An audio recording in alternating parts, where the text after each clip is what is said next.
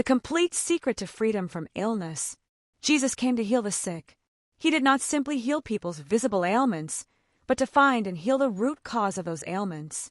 Through this, people gain eternal life and are eternally freed from their illnesses.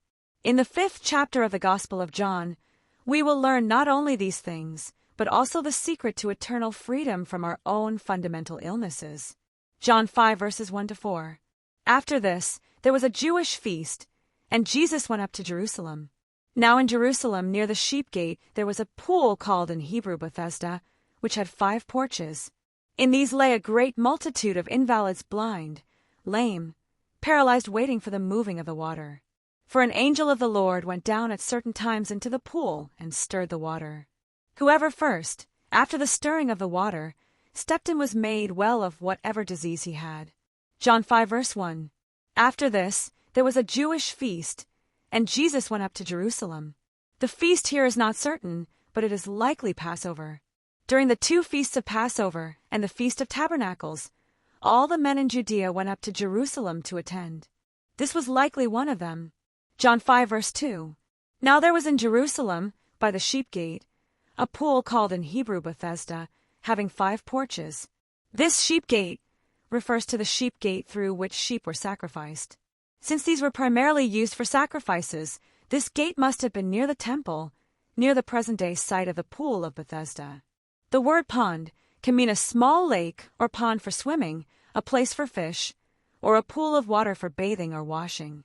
Bethesda means house of mercy. It was so named because of its powerful healing properties, restoring health to the sick and infirm. Many sick people gathered at the pool of Bethesda, waiting to be healed. The first person to step out when the water was stirred was healed. John 5 verse 3. In it lay a great multitude of sick people, blind, lame, and paralyzed, waiting for the water to stir. People suffering from diseases that doctors could not cure, who had sought treatment from many different physicians, gathered here, waiting for God's miracle. They waited for the water to stir.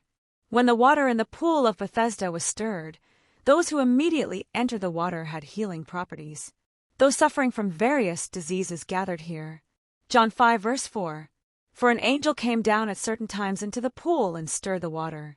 Whoever stepped in first after the stirring was made well of whatever disease he had. This means that an angel would come down into the pool at certain times and stir the water.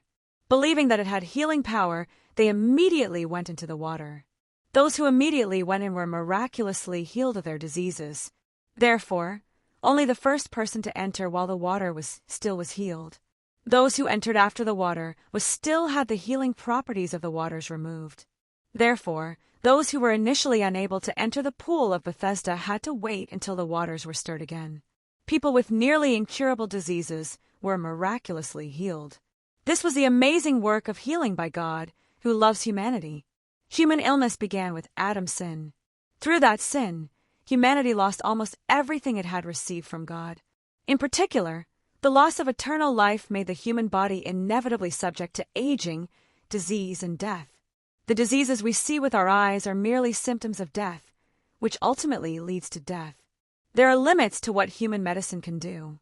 The fundamental problem of human illness is not resolved by curing visible ailments, but by healing the root of the disease. The events of the 5th chapter of the Gospel of John show us what complete healing is.